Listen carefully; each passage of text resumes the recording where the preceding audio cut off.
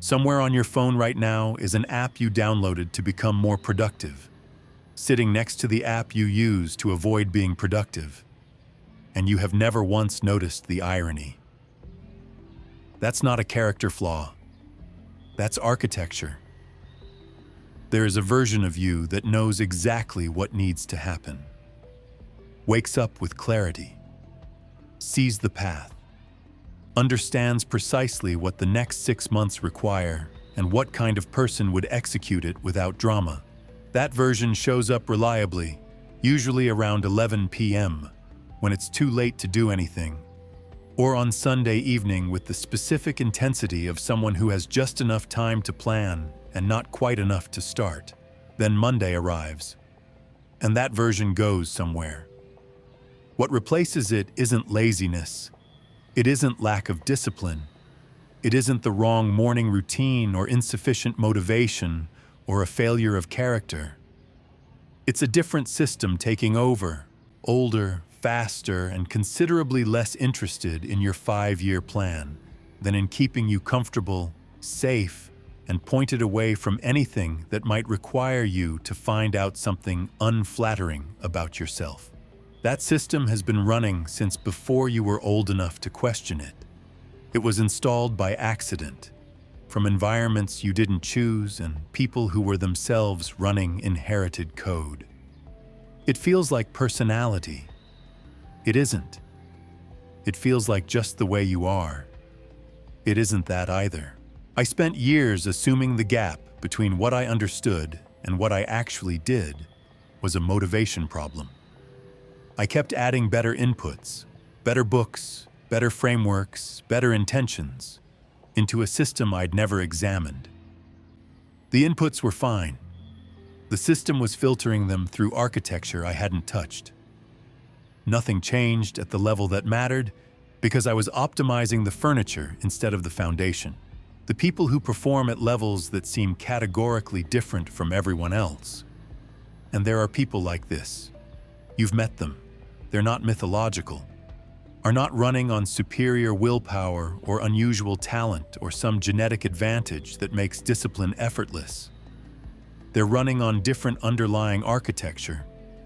The way they process failure routes through different neural systems.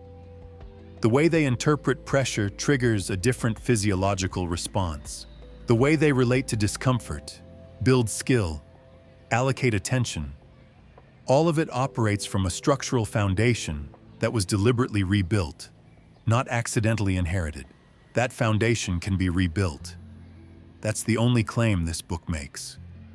Not that it's easy, not that it's fast, that it's possible, it's specific, and every element of it is understood well enough now to be done intentionally rather than left to chance. 13 chapters. Each one targets a specific layer of the system that high performers have rebuilt and most people haven't examined. By the end, you won't be more motivated. Motivation was never the problem. You'll know exactly what was. Before we begin, tell me where you're listening from and what time it is for you right now. I read every single one. It's always interesting to see where this reaches. Chapter 1, The Discomfort Algorithm. Your brain is running a program it didn't choose, and the main feature is avoiding things that would actually help you. This isn't a character flaw, it's engineering. The human nervous system was designed to detect threat and move away from it, fast, automatically, without consultation.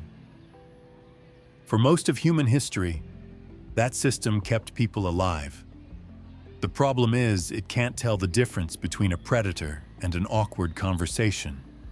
It responds to both with the same basic instruction: retreat. So you do, not dramatically, quietly. You delay the difficult email. You avoid the feedback session. You choose the familiar route over the better one because the better one feels uncertain, and uncertain feels like danger. You call it being practical. Your nervous system calls it working as intended. Picture a guy, mid-30s, genuinely talented, running a small business that keeps almost working. He'd identified the problem months ago. He needed to raise his prices, have a direct conversation with a client who was costing more than she was paying, and fire someone who was poisoning the team. He knew all of this. He could explain it clearly, analytically, with accurate numbers. He just hadn't done any of it. Instead, he'd redesigned his website 3 times. The website was fine. The website was comfortable. That's the discomfort algorithm in action. It doesn't prevent you from being busy. It redirects your busyness away from the things that would actually move something, and toward the things that feel like progress without requiring you to feel anything difficult. The gap between knowing and doing, the one that confuses people, the one that generates entire self-help industries, is almost never an information problem. You already know what you need to do. The gap is the discomfort sitting between you and doing it. Here's what elite performers figured out. Not that discomfort goes away, but that its meaning is negotiable. The nervous system produces a signal. What that signal means is an interpretation, not a fact. Most people have a single interpretation running automatically. Discomfort means stop. Elite performers, through training, through repetition, through accumulated evidence, have installed a different interpretation. Discomfort means proximity. It means you're close to something that matters, something at the edge of your current capability, something worth staying with. That reframe isn't positive thinking. It's a cognitive update based on a more accurate reading of what discomfort actually indicates. The sensation isn't warning you away from danger. It's telling you that your nervous system has registered genuine challenge. Those are different things. Treating them as identical is expensive. I avoided a hard conversation with a collaborator for almost 2 months. I had good reasons. Timing wasn't right. I didn't want to damage the relationship. I needed to think it through more carefully. All of that was real. It was also a story I was running to avoid 11 uncomfortable minutes. When I finally had the conversation, it took 9 minutes and resolved cleanly. The time cost of avoidance is rarely the time you spend avoiding. It's the cognitive rent you pay every day you carry the unresolved thing. The low-grade background noise of a decision unmade, a conversation unfinished, a problem you're pretending isn't there. Elite performers don't carry that weight because they've trained themselves to resolve things at contact rather than defer them into a growing pile of psychological overhead. There's a behavioral pattern worth understanding here. Avoidance is self-reinforcing. Every time you retreat from discomfort, you produce a small neurological reward: relief, safety, the absence of threat. That reward teaches your brain that retreat works. Do it enough times, and retreat becomes the default. The threshold for discomfort drops.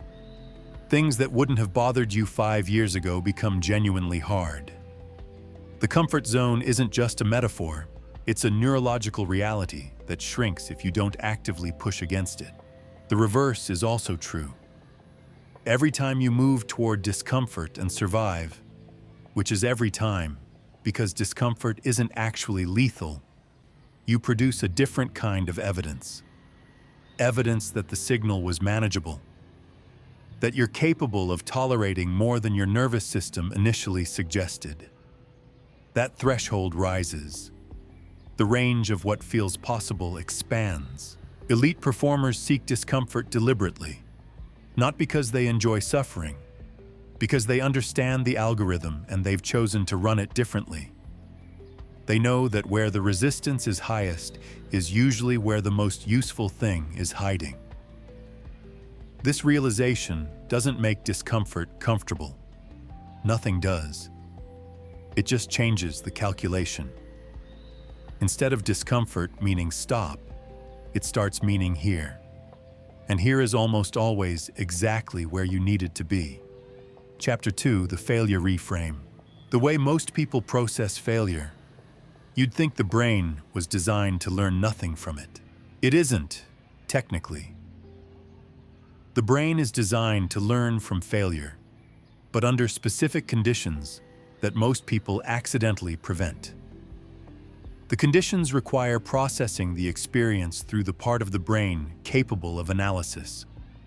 What most people do instead is process it through the part that specializes in pain, threat, and self-protection. That part is not interested in lessons. It's interested in making sure you never feel this way again. Those are very different objectives, and they produce very different outcomes. Watch someone fail at something that matters to them. Not a small failure, a real one.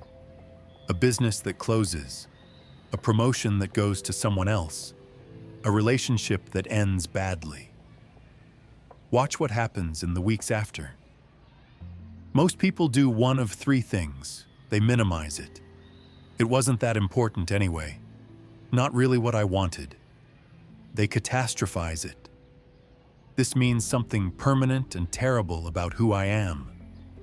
Or they replay it endlessly without extracting anything useful, just running the memory on loop as though repetition will eventually produce a different result. None of those are learning. All of them are the brain trying to protect itself from the experience of having failed. The minimizing protects self-image. The catastrophizing, counterintuitively, also protects self-image. If the failure was inevitable, it wasn't really a choice. The replaying is the nervous system trying to resolve something unresolved, stuck in a loop because it doesn't know how to close the file. Elite performers close the file differently, not because they feel less. Often they feel more, because the stakes they operate at tend to be higher, and the falls tend to be harder. The difference is where the experience gets routed after the feeling. There's a distinction in neuroscience worth understanding here. The amygdala, the brain's threat detection system, processes failure as injury. It responds the same way it responds to physical danger. Activate, protect, avoid recurrence. That response is fast, automatic, and genuinely useful in situations involving actual physical threat. In situations involving professional or personal failure, it is almost entirely counterproductive. It produces defensiveness when curiosity would help. It produces avoidance when engagement would help. It produces a closed system when an open one is exactly what's needed. The prefrontal cortex processes the same failure differently. It can hold the experience at a slight distance, not emotional distance, cognitive distance, and ask what actually happened, what the variables were, what was controllable and what wasn't, what the information suggests about what to do differently. That's the processing that produces learning, and it's only available when the amygdala isn't running the show. The problem is the amygdala is faster. It gets there first, and if you engage with the failure immediately, while the emotional response is still at full intensity, you're working with the amygdala's version of events, which is a threat narrative, not an information set. Elite performers have learned to insert a gap. Not suppression. They don't pretend the feeling isn't there. A gap. Some time between the failure and the analysis. Enough time for the acute stress response to settle before the prefrontal cortex tries to do its job.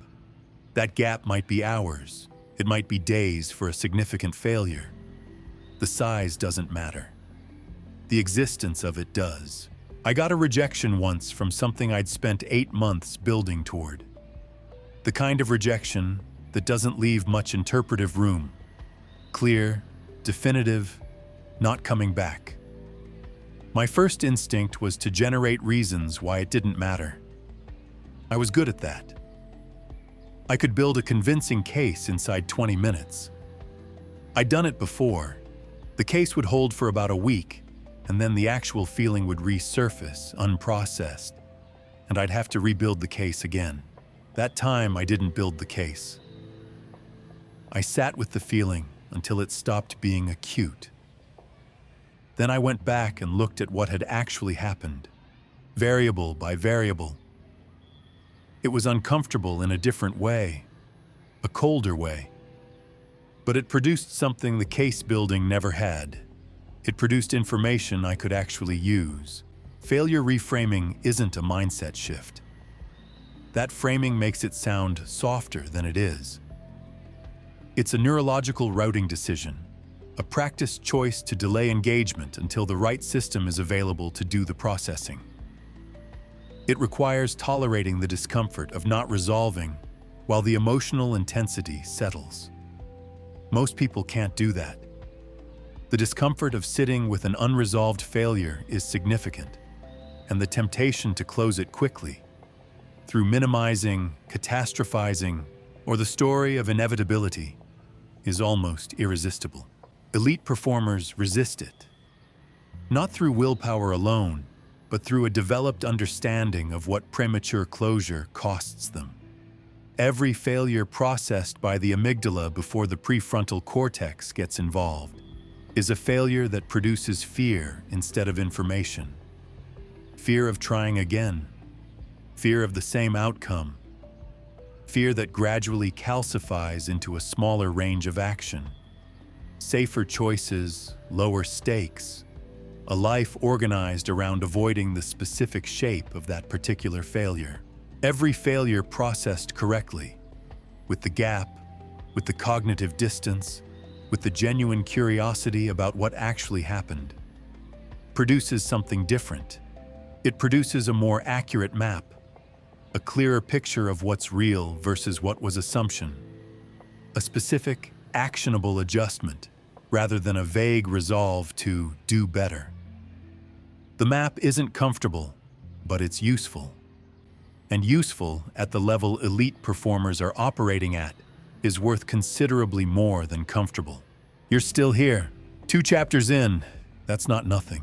Most people who clicked this video moved on before they got uncomfortable. You didn't. Which means something in here is hitting close enough to stay. If that's the case, subscribe. Not because this channel needs it, because the next time you want this kind of thinking, you'll want to find it without looking for it. That's all. Back to the part that actually matters. Chapter 3, Mental Models or Mental Furniture. Most people walk into every decision carrying the same 3 thoughts they had at 22. They don't know this, which is part of the problem. Those thoughts don't feel like thoughts anymore. They feel like reality. They feel like the obvious, natural reading of whatever situation is in front of them. The sensible response, the reasonable conclusion, the thing any clear-thinking person would see. The idea that there's a framework underneath the conclusion, and that the framework might be wrong, or limited, or just very old, that doesn't occur to them. Because frameworks, when they're working invisibly, feel like clarity. A chess novice looks at a board and sees pieces, 32 of them, scattered across 64 squares, each capable of specific movements. The information is all there. The novice processes it laboriously, one piece at a time, one possible move at a time, working forward through short chains of consequence before the calculation gets too complex and collapses. A grandmaster looks at the same board and sees something different.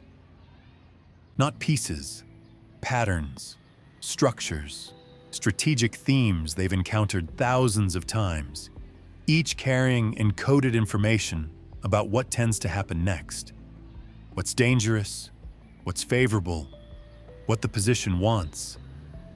They're not processing 32 pieces. They're reading a language. The board speaks to them in a vocabulary built from years of accumulated frameworks. And what looks like intuition from the outside is actually the rapid retrieval of deeply practiced cognitive tools. The grandmaster isn't necessarily smarter. They're thinking through better equipment. This is what a mental model actually is. Not advice, not a principle to remember, not a quote to write in a notebook. A cognitive tool, a framework that changes what you see when you look at a situation. And the difference between someone with one framework and someone with 12 isn't that the second person knows more things. It's that they have access to 12 different angles on reality.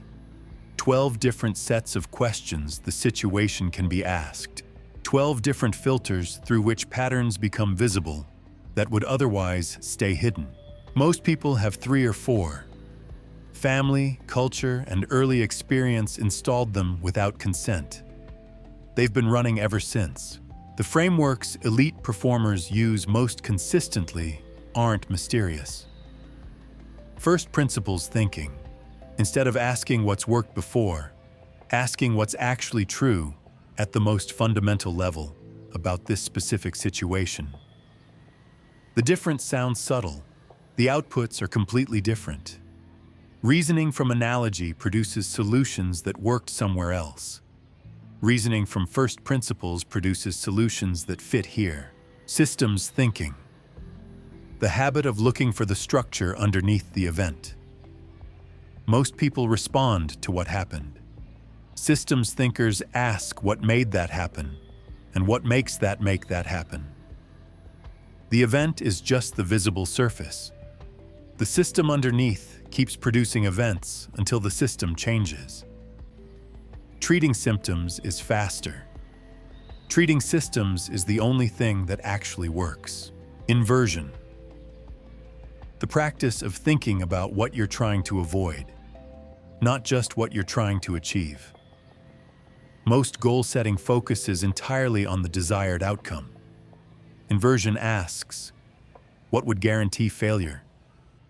What are the ways this reliably goes wrong? Then it works backward from those failure modes, designing around them. This doesn't feel like positive thinking. It isn't. It's considerably more useful. Second-order thinking. The discipline of asking not just what happens next, but what happens after that. Most decisions are made on first-order consequences, because first-order consequences are visible and immediate. Second- and third-order consequences are where most decisions actually play out, and they're almost invisible to people who haven't trained themselves to look for them. I watched someone I know make a decision that was clearly correct by every first-order measure.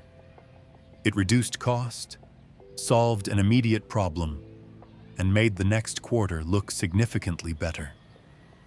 The second-order consequence, the signal it sent to 3 key people on the team, and what those people did in response over the following 6 months, cost more than the original problem had. The decision wasn't wrong because the first-order analysis was wrong. It was wrong because the first-order analysis was the only analysis. The accumulation of mental models is not an academic project. It doesn't require a philosophy degree or a shelf of dense books, though both can help.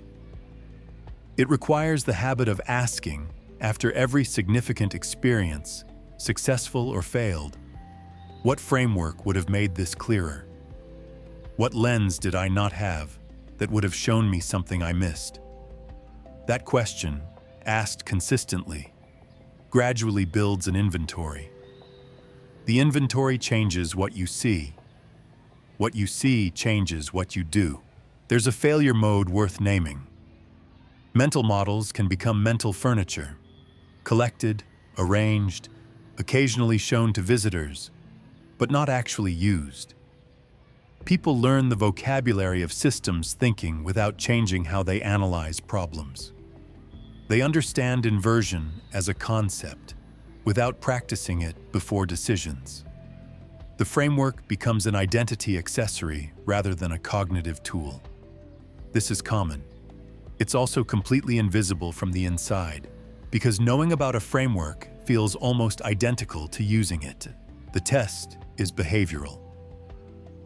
Not whether you can explain first principles thinking, whether the last 3 significant decisions you made were actually reasoned from the ground up, or whether you borrowed the answer from somewhere else and called it analysis.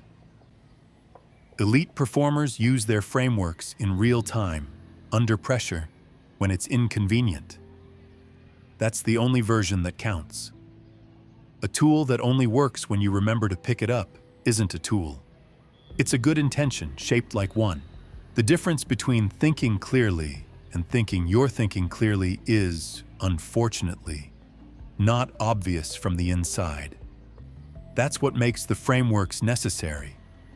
And that's what makes developing them, actually developing them, not just learning their names, one of the highest leverage things a person can do.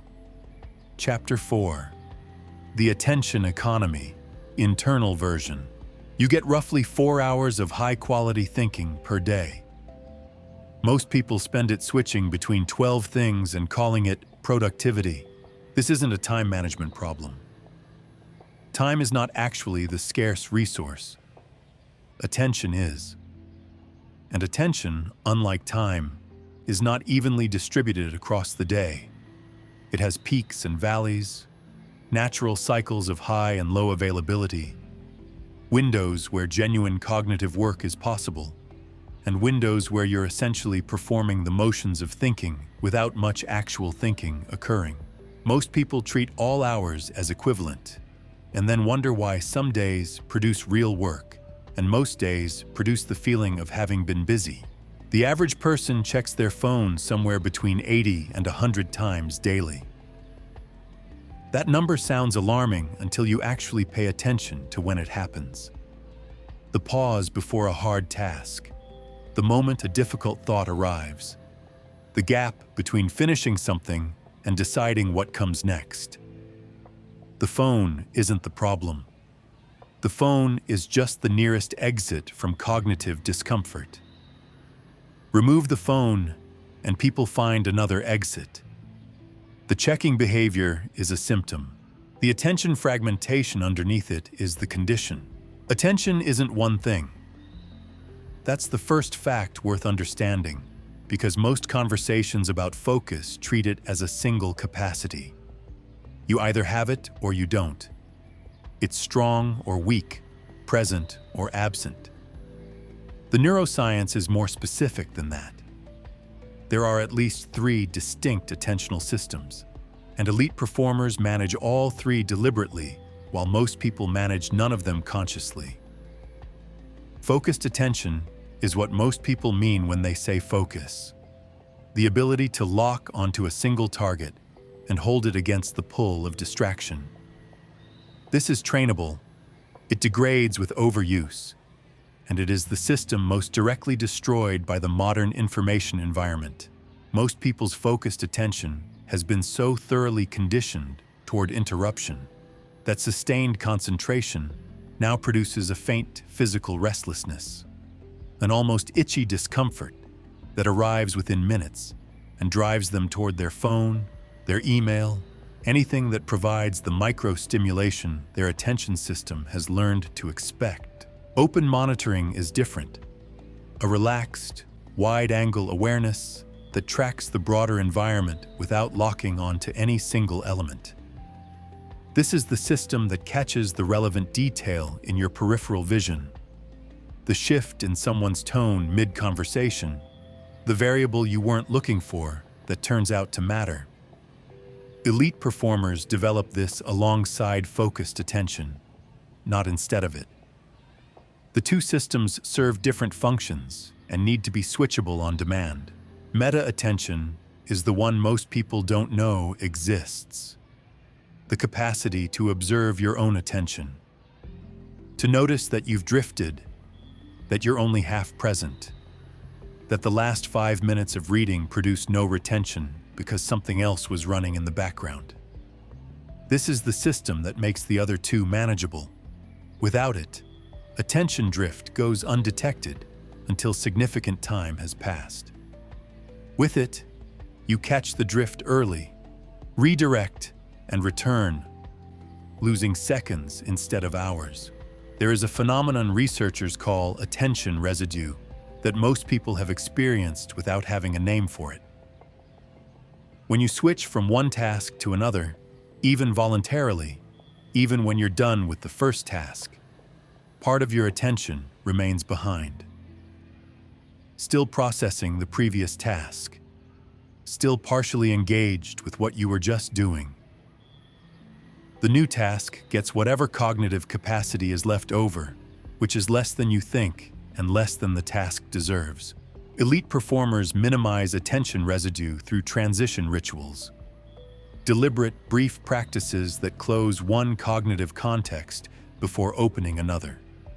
Not elaborate ceremonies, something as simple as a moment of stillness, writing a single sentence about where you left off, taking 3 slow breaths before shifting.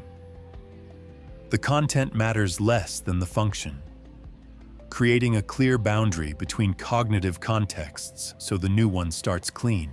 I used to move directly from one type of work into another, from something requiring analytical precision straight into something requiring relational sensitivity, with nothing between them except the physical act of switching windows. I was technically present in the second task. Functionally, I was still partly in the first. The quality of both suffered. The transition ritual felt like a waste of time until I understood what it was actually doing. Not marking time, but clearing the mental workspace so the next task had the full system available rather than the remainder. The concept of cognitive load matters here. Working memory, the active processing space where thinking actually happens, holds a limited amount of information at once. Research suggests somewhere around 4 to 7 distinct elements. When that space is crowded with unresolved tasks, background worries, decisions not yet made, and mental tabs left open from earlier in the day, the capacity available for actual thinking is reduced proportionally. This is why the end of a long day of meetings often produces the sensation of having no thoughts left. It's not metaphor. The cognitive workspace is genuinely depleted. Elite performers manage cognitive load actively. They externalize information that doesn't need to stay in working memory, writing things down not just to remember them, but to free the mental space they were occupying.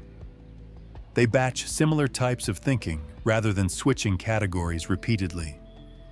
They make low-stakes decisions quickly and move on, understanding that decision fatigue is a real phenomenon that degrades the quality of subsequent choices. They protect their highest attention windows for the work that genuinely requires them, and they don't pretend that a depleted afternoon brain is capable of the same output as a fresh morning one. The environmental dimension is straightforward, but consistently underestimated. The workspace shapes the cognitive state. Notifications are not minor interruptions. Each one is a micro-hijacking of the focused attention system, and the recovery time after each interruption is longer than the interruption itself. The research on this is consistent. After a notification pulls your attention away, it takes an average of 23 minutes to return to the same depth of focus. Most people receive dozens of notifications per day. The math on that is not complicated. It's just uncomfortable. Elite performers don't have more willpower than everyone else. They have better systems. Systems that reduce the number of times willpower is required. Environments designed so that the default behavior is focused work rather than fragmented distraction. So that staying on task is the path of least resistance rather than the path of greatest effort. Attention is trainable. That's the part worth holding on to. The focused attention system responds to progressive practice the same way a muscle responds to progressive load. It strengthens with consistent use and atrophies with consistent avoidance. The current state of your attention is not your permanent capacity. It's a reflection of what you've been practicing. Most people have been practicing fragmentation. The good news is that practice can change. The less good news is that it will feel terrible for a while, before it feels like anything else. Chapter 5. Pressure as information. The people who perform best under pressure aren't calmer than you. They've just stopped treating stress as the enemy. This distinction matters more than it sounds.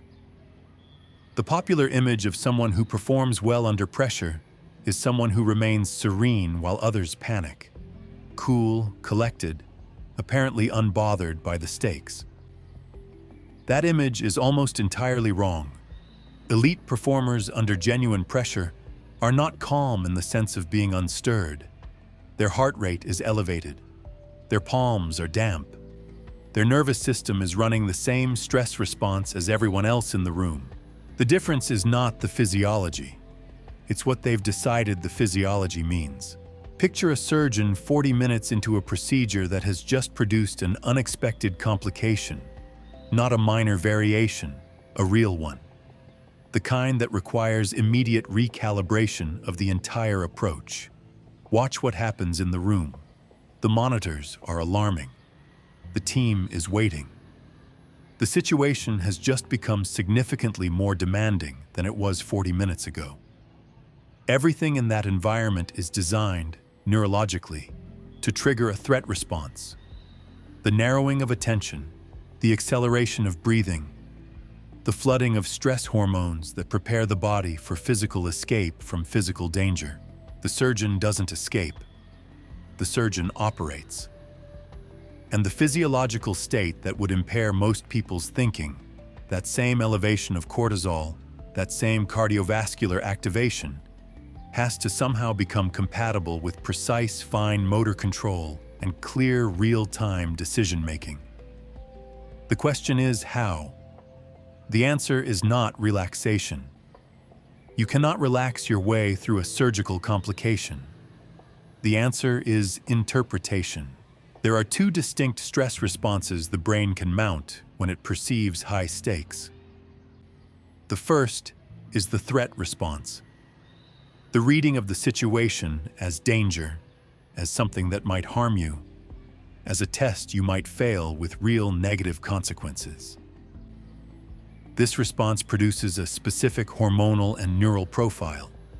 Cortisol and adrenaline spike, attention narrows, cognitive flexibility decreases, and the prefrontal cortex, the part responsible for complex reasoning, partially goes offline. Performance degrades. This is the response most people are running in high-pressure situations. The second is the challenge response. It's activated by a different interpretation of the same physiological state. Not danger, but demand. Not a threat to survive, but a problem to solve. This response produces a different profile. Cortisol still rises, but cardiovascular efficiency improves. Attention sharpens rather than tunnels. The prefrontal cortex stays engaged. The hormonal cocktail that accompanies the challenge response is closer to what the body produces during intense exercise than what it produces during genuine fear. Energy mobilized for performance rather than survival. Same stakes, same room, same elevated heart rate. Different interpretation, different neurological outcome, different performance. The interpretation is not fixed. It's trained. Elite performers have accumulated enough experience of entering high-pressure situations and performing successfully that their nervous system has begun filing those experiences as evidence. Evidence that activation is compatible with good outcomes. Evidence that the uncomfortable physical sensations of pressure are not predictive of failure. They're predictive of a situation that matters, which is different. Over time, this accumulated evidence shifts the default interpretation. The stress signal arrives and the nervous system reads it not as threat, but as readiness. Not as warning, but as information. The information content of pressure is actually high. Pressure tells you the stakes are real. It tells you your preparation is about to be tested.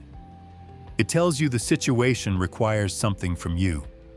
Attention, precision, creativity, resilience, that ordinary moments don't. Elite performers have learned to read this information accurately rather than reacting to it emotionally. The pressure becomes data about the situation, rather than a verdict about their capability.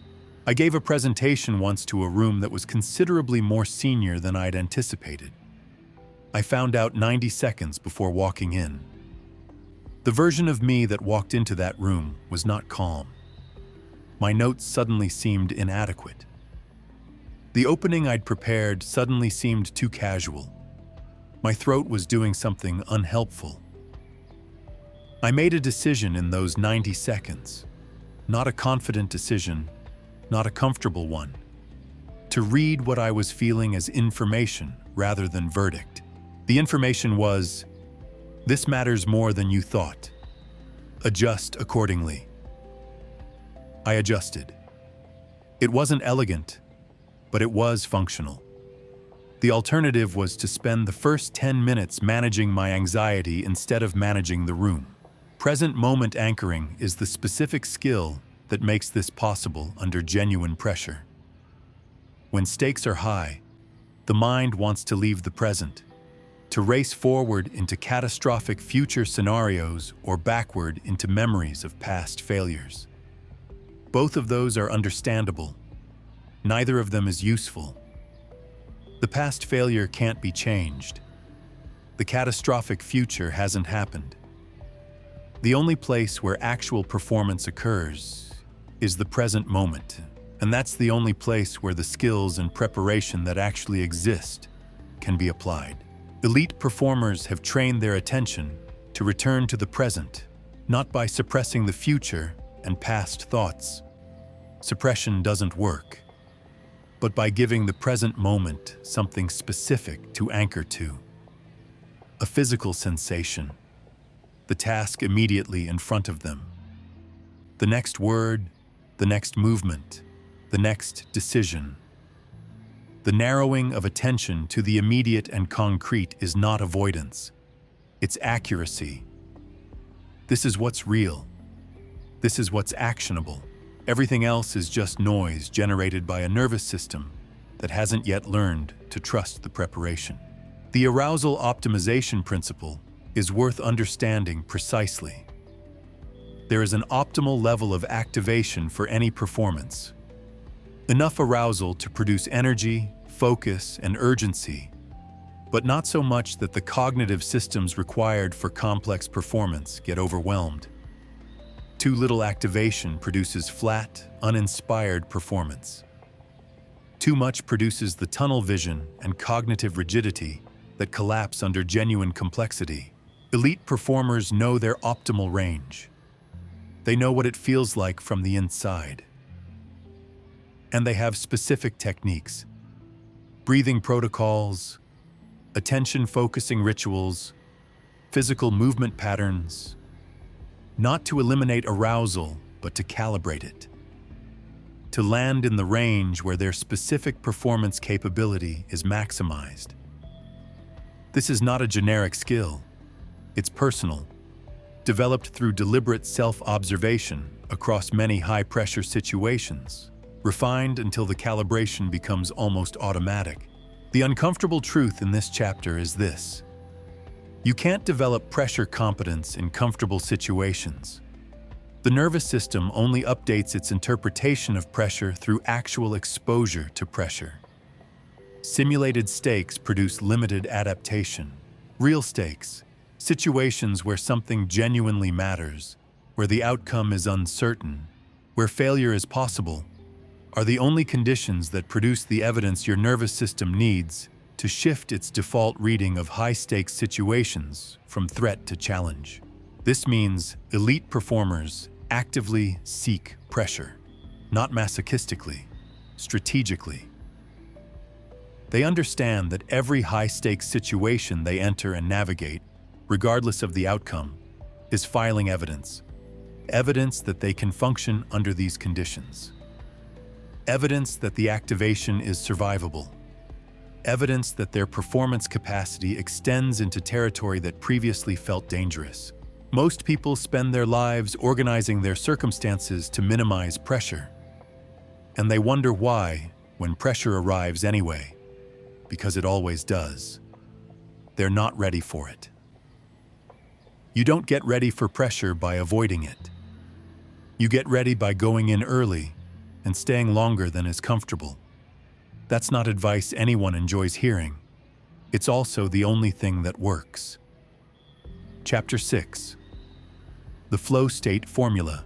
Flow isn't what happens when everything goes right. It's what happens when the brain stops arguing with itself. Most descriptions of flow state read like accounts of a mystical experience. Time dissolving, effort disappearing, performance arriving from somewhere beyond ordinary consciousness. Those descriptions are accurate. They're also deeply unhelpful if you're trying to understand what's actually happening neurologically. Because mystical experiences, by definition, can't be engineered, and flow can be engineered. That's the entire point. Picture a jazz pianist, not during a polished performance, but during rehearsal.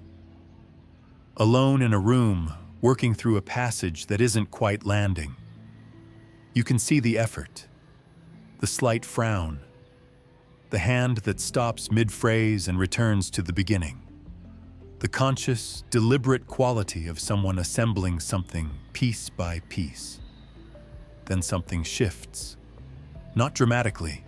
There's no visible moment of transformation. But the quality of the playing changes. The effort disappears from the face.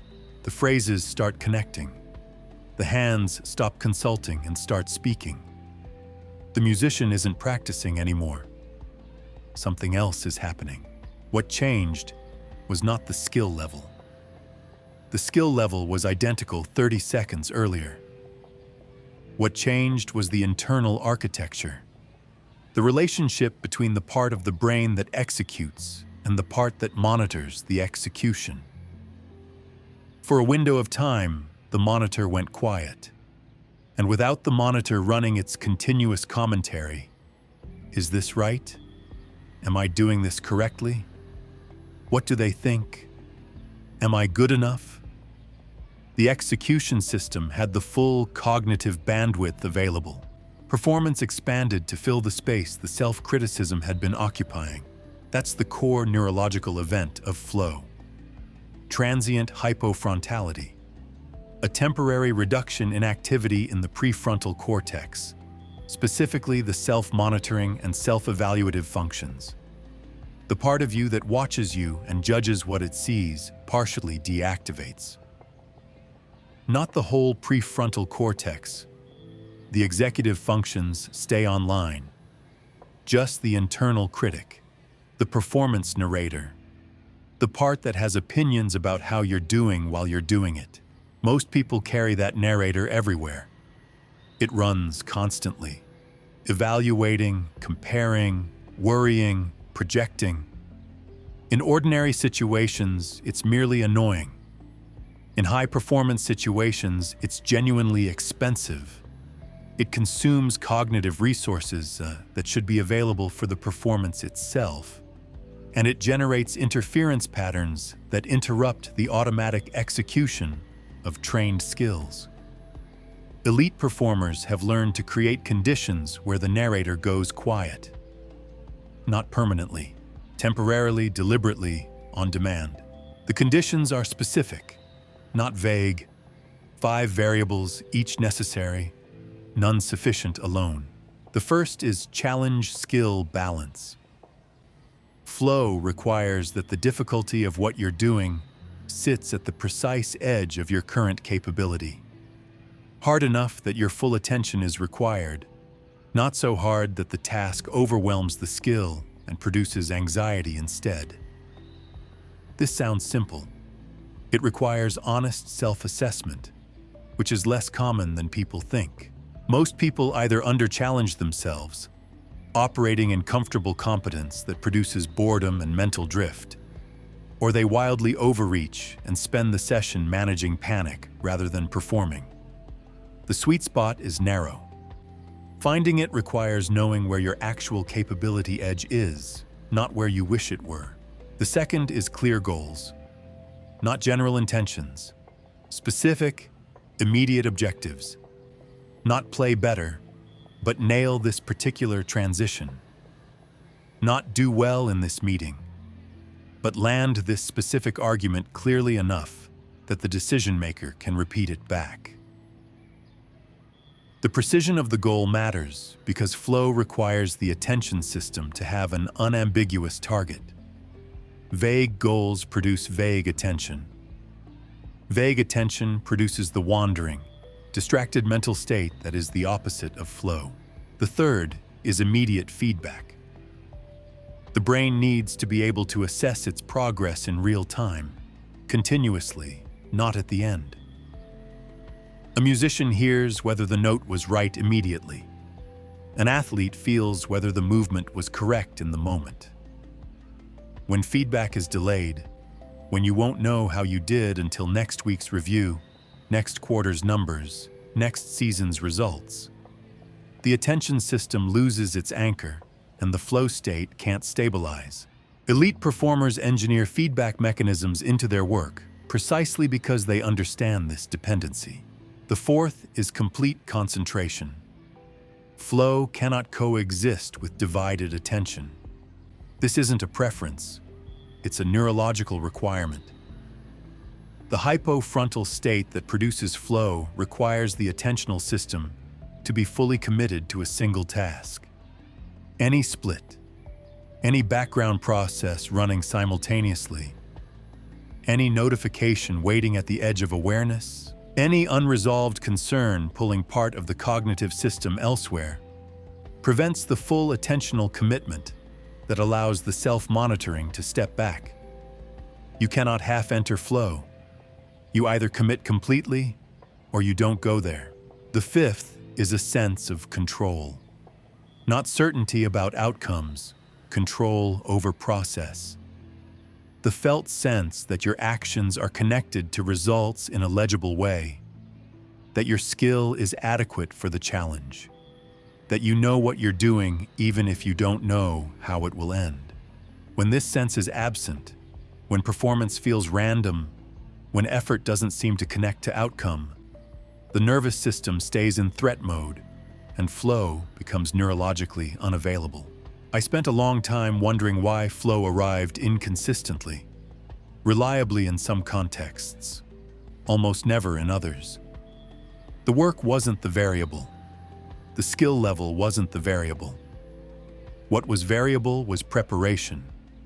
The contexts where flow arrived regularly were the ones where I'd done enough preparation that the task sat clearly within my capability range, where I had a specific objective, where feedback was immediate.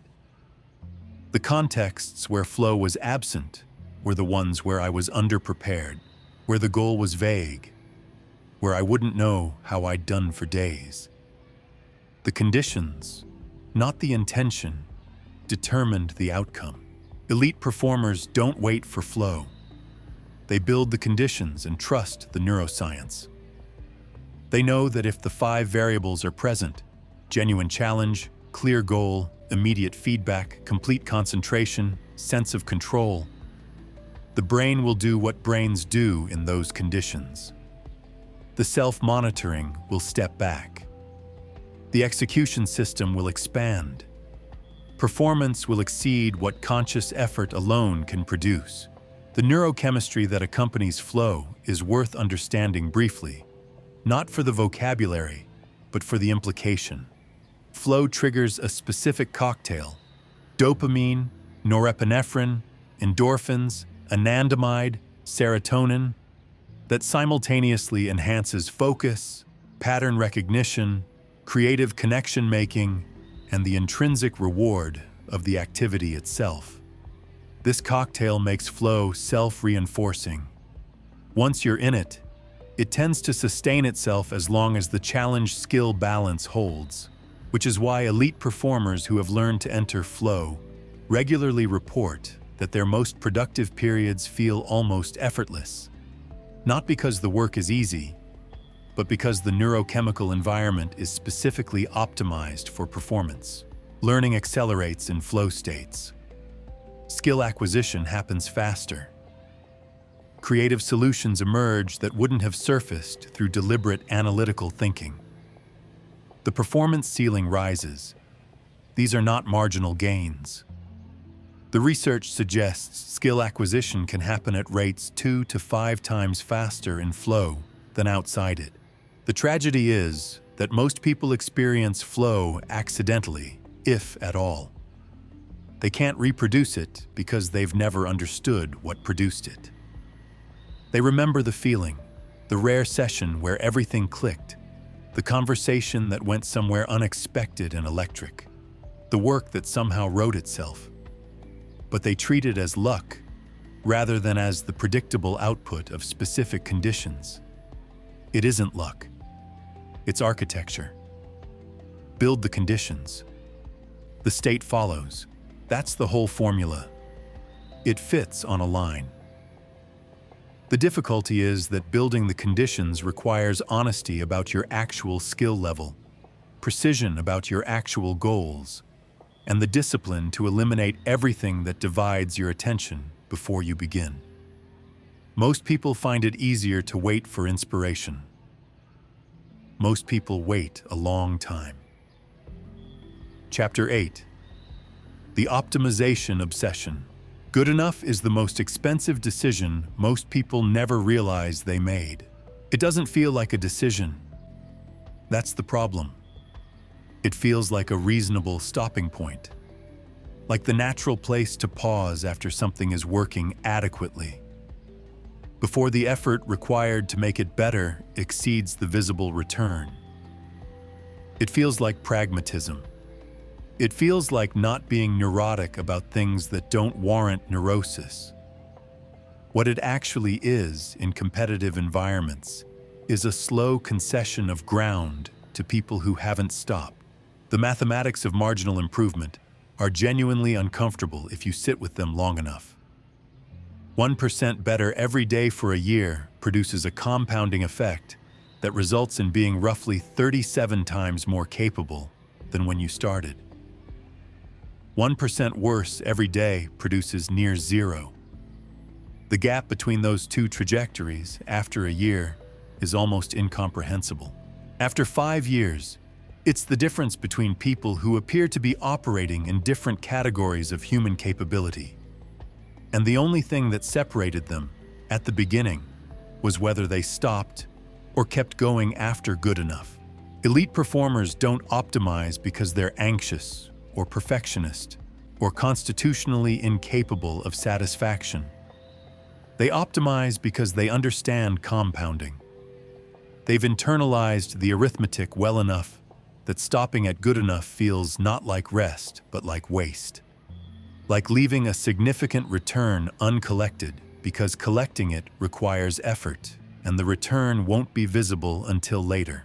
This is a fundamentally different relationship with improvement than most people have. Most people treat optimization as a response to inadequacy. You optimize when something is broken, when performance is clearly below standard, when the gap is obvious and uncomfortable. Elite performers treat optimization as a baseline orientation, continuous, systematic, applied to things that are already working, looking for the next 1% regardless of whether the current state is acceptable. The scientific rigor with which elite performers approach their own development is worth examining carefully, because it looks almost nothing like the casual self-improvement most people engage in. It starts with measurement. Before you can improve something, you need to know where it actually is.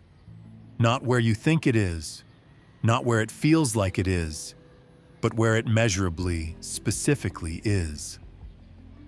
Elite performers establish baselines for variables that most people never think to track, not just outcome metrics, the visible results that everyone measures, but process metrics. The upstream variables that drive outcomes weeks or months before the outcomes appear. Then comes variable isolation. Complex performance systems have many moving parts, and most people trying to improve performance make multiple changes simultaneously and have no idea which ones worked. Elite performers change one thing at a time. They hold everything else constant. They measure the result. Then they move to the next variable. This is slower in the short term. It's significantly faster in the long term because it produces knowledge, actual causal understanding of what drives performance in their specific situation, rather than a list of things that were changed in a period when performance happened to improve. The bottleneck principle is one of the most consistently underused frameworks in personal performance optimization. Systems don't improve proportionally across all components when you apply effort. They improve at their weakest point. Improving strong components in a system with a clear bottleneck produces minimal overall gain. Identifying and addressing the bottleneck produces disproportionate overall gain. Most people optimize their strengths because improving strengths feels good and produces visible results quickly. They avoid their weaknesses because working on weaknesses is uncomfortable and progress is slow. The result is an increasingly lopsided capability profile where the strengths keep growing and the bottleneck stays fixed and the overall output doesn't move. Elite performers are ruthless about bottleneck identification. They ask regularly, what is the single constraint that, if removed, would most improve my overall performance? Then they go after that, not the things that would be most satisfying to improve. It requires a particular kind of honesty that most people resist, because the honest answer to that question is almost always something you'd prefer not to be working on. There is a feedback loop architecture that distinguishes elite optimization from casual improvement attempts. Most people have slow, diffuse feedback. They find out how they're doing through periodic reviews, annual assessments, quarterly results, or the vague accumulated sense that things are going better or worse than before. By the time the feedback arrives, the behavior that caused the outcome is weeks or months in the past. The connection between cause and effect is attenuated to the point where it's difficult to learn from. Elite performers engineer rapid feedback wherever possible. They find ways to measure the relevant variables close to real time. They build in review practices that create frequent, specific signal rather than waiting for the environment to tell them how they're doing on its own schedule. The faster the feedback loop, the faster the learning. The faster the learning, the faster the improvement. The architecture of the feedback loop is itself a performance variable, and most people have never thought about it. I spent 2 years developing a skill without tracking anything specific about my progress. I had a general sense of improvement. Things felt easier, results seemed better.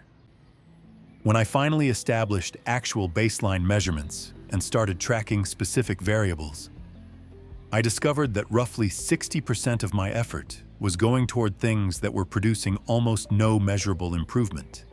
And the variables that were actually driving my results were ones I'd been treating as secondary. The general sense of improvement had been masking a deeply inefficient development process. 2 years of effort with adequate data collection would probably have produced 5 years of results. The psychological sustainability of optimization obsession is worth addressing because the obvious failure mode is burnout. The grinding, joyless pursuit of marginal gains that depletes the intrinsic motivation that made the work worth doing in the first place. Elite performers avoid this not by optimizing less, but by optimizing differently. They cycle deliberately between periods of intensive improvement focus and periods of stable performance consolidation. The intensive periods are where the gains are made. New variables identified, new protocols implemented, new baselines established. The consolidation periods are where the gains are embedded. New behaviors automated, new standards normalized. The system allowed to stabilize before the next round of changes. Trying to stay in intensive optimization mode continuously is like trying to stay in maximum effort physically. The system needs alternating phases to develop properly. They also maintain what might be called optimization joy. the genuine pleasure of the improvement process itself, independent of outcomes.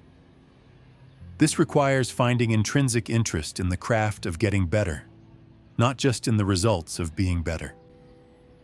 Elite performers who sustain long careers almost universally describe a deep satisfaction in the process of development, in understanding their own performance more precisely, in finding the next leverage point, in watching a targeted change produce a measurable effect. The outcome is important, but the process is what keeps them at it when outcomes are slow.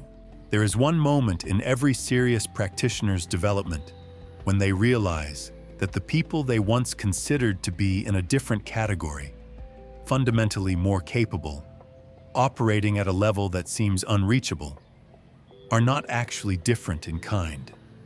They're different in accumulated marginal gains. The same 1%, compounded longer. That realization is clarifying. It removes the mythology. It makes the gap legible, not as a verdict on what's possible, but as a measurement of what hasn't been done yet. And then it makes the gap look, for the first time, like something worth closing. Chapter 9, Recovery is the work. The most counterintuitive thing elite performers do isn't how hard they push. It's how seriously they rest. Seriously is the operative word. Not casually, not guiltily, not as a concession to biological necessity, while mentally cataloging everything that isn't getting done. Seriously, with the same intentionality, the same design, the same commitment to quality that they bring to performance itself. Recovery isn't what happens when they stop working. It's a second discipline, running parallel to the first, without which the first one degrades. Most high-achieving people have a complicated relationship with rest. They know they need it. They resent needing it.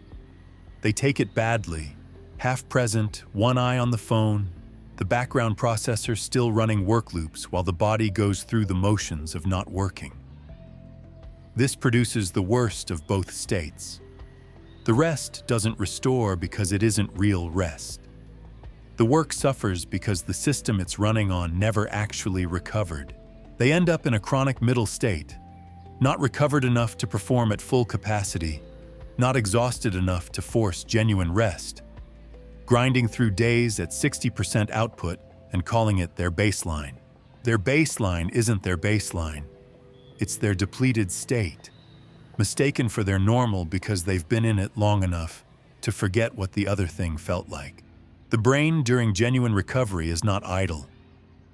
This is the first thing worth understanding, because the intuition that rest is the absence of productive activity is simply incorrect. During sleep, particularly during slow wave and REM stages, the brain is executing processes that are impossible during waking performance. Memory consolidation, the transfer of information from short-term to long-term storage, the integration of new learning with existing knowledge structures, the pruning of irrelevant neural connections, and strengthening of relevant ones. Emotional processing, the regulation and recontextualization of emotionally charged experiences, the reduction of their raw effective charge while preserving the information content.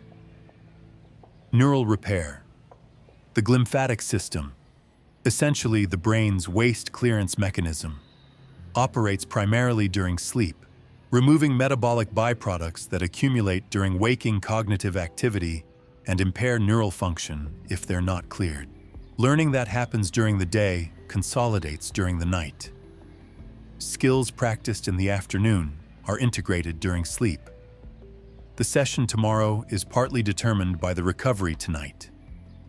Elite performers understand this dependency and treat sleep not as downtime, but as the second half of the development process. The half where what was practiced becomes embedded. The default mode network is the brain system that activates during rest. During the unfocused, unstructured, non-directed mental states that most high-achieving people eliminate from their lives in the name of productivity. Daydreaming, walking without a destination or a podcast, sitting without an agenda, staring out a window. These activities feel unproductive. Neurologically, they're when the default mode network does its most important work, integrating information across domains, generating creative connections between disparate ideas, processing unresolved problems through a different cognitive system than the one that was working on them consciously. The insight that arrives in the shower is not coincidence. It's the default mode network solving a problem that the focused attention system had been working on without success, approaching it from a different angle, making a connection that wasn't available while the prefrontal cortex was running the deliberate analysis. Elite performers protect time for this. They don't fill every gap. They don't treat every idle moment as waste. They understand that the unfocused mind is doing something specific and valuable, and that eliminating it in pursuit of continuous productivity is cutting off one of the primary sources of creative problem solving. Physical recovery operates through mechanisms that directly affect cognitive performance. Exercise is not merely physical maintenance. It's one of the most potent interventions for brain function available. It increases production of BDNF, a protein that supports neural growth and plasticity. It regulates stress hormones, bringing cortisol and adrenaline back to baseline after they've been elevated. It improves sleep architecture, which improves every downstream cognitive function. Elite performers use physical activity not just for fitness, but as a recovery tool, specifically, deliberately, timed to serve the cognitive performance system it supports. The recovery debt principle is underappreciated and practically important. Inadequate recovery doesn't produce a stable, reduced performance state. It produces progressive degradation, a slow deterioration of cognitive function, emotional regulation, decision-making quality, and stress resilience that accelerates as the debt accumulates. The early stages are nearly invisible because the performer doesn't know what full recovery feels like anymore. The later stages produce failures that seem sudden and inexplicable to everyone, including the person experiencing them. They're not sudden. They're the endpoint of a process that's been running for months. I ran a recovery debt for about 18 months without recognizing it as such. I thought I was managing fine. My output was adequate. My mood was stable. What I didn't have access to, because I'd been without it long enough to forget it existed, was the version of myself that was genuinely rested, creative, strategically clear, emotionally flexible. When I finally forced a genuine recovery period, longer than felt necessary, more complete than felt justified, what came back wasn't just energy. It was cognitive capability I'd forgotten I had. The comparison was disorienting. I'd been operating that entire time at a fraction of my actual capacity and calling it normal. Elite performers monitor recovery status with the same attention they give performance metrics. Heart rate variability, the variation in time between heartbeats, is one of the most sensitive indicators of nervous system recovery and is now measurable with consumer technology. Sleep quality metrics, not just duration, but architecture. The proportion of restorative slow wave and REM sleep, mood and motivation levels, which are reliable early indicators of accumulating recovery debt before performance measures start to move. Reaction time and decision-making quality, which degrade measurably with inadequate recovery before subjective experience registers the impairment. The recovery protocols that elite performers have developed are specific to the type of cognitive and emotional demand their performance makes. Cognitively intensive work, sustained analytical thinking, complex decision-making, intensive learning, depletes different resources than emotionally intensive work, which depletes different resources than physically intensive work. The recovery that restores cognitive capacity is not identical to the recovery that restores emotional regulation capacity. Elite performers match their recovery modalities to their depletion profiles, rather than applying generic rest indiscriminately.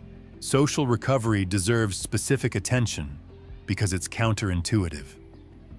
Social interaction is cognitively and emotionally demanding.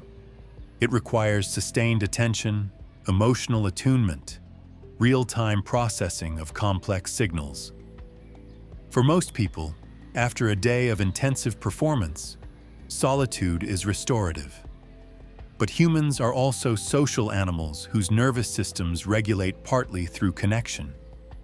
The physiological co-regulation that happens in the presence of trusted people. The reduction in stress markers that accompanies genuine social warmth. Elite performers distinguish between social interactions that drain and social interactions that restore, and they protect access to the second category with particular care. The scheduling architecture of recovery matters as much as the recovery practices themselves. Micro-recovery. Brief restorative intervals distributed throughout the performance day. Daily recovery. Protected periods of genuine disengagement, sufficient for the acute stress of the day to resolve. Weekly recovery. Longer periods that allow for deeper restoration and the integration of the week's learning. Periodic extended recovery. Genuine breaks from performance demands, long enough for the accumulated debt of sustained effort to clear. Elite performers design all 4 levels. Most people manage none of them consciously. Rest is not the opposite of high performance. It's a component of it. The performers who last, who sustain elite output across decades rather than burning bright for a few years and then collapsing, are almost universally the ones who learned this early enough to build their development on it, rather than discovering it in the wreckage of a burnout they didn't see coming. You cannot perform your way out of a recovery deficit. You can only recover your way back to performance. That ordering matters, and most people have it backwards. Chapter 10. Emotional sovereignty. Most people are being governed by a feeling they had at 2 p.m. on a Thursday they can't even remember. Not metaphorically, literally. An emotional state arrives, triggered by something real, something that mattered in that moment. And instead of completing its biological cycle and resolving, it gets suppressed, minimized, or just left unprocessed while the day continues. It goes somewhere, not away, somewhere. And from wherever it went, it starts influencing decisions, coloring perceptions, shaping responses in ways that have nothing to do with the current situation and everything to do with the unfinished business from Thursday.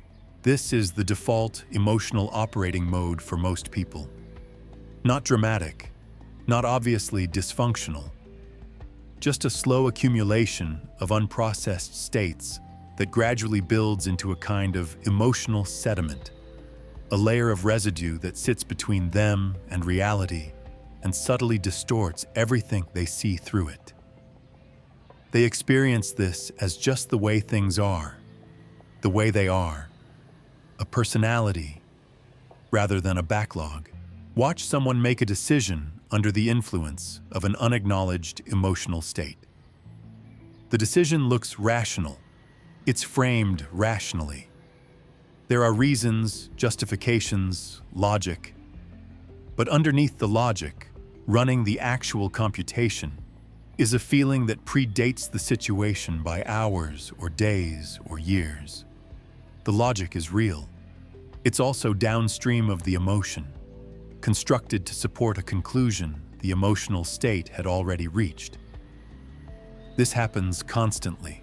In most people, it happens almost continuously. And the troubling part is that it's nearly invisible from the inside, because the logic feels like the cause, and the emotion, if it's noticed at all, feels like a reasonable response to the logic rather than its actual origin.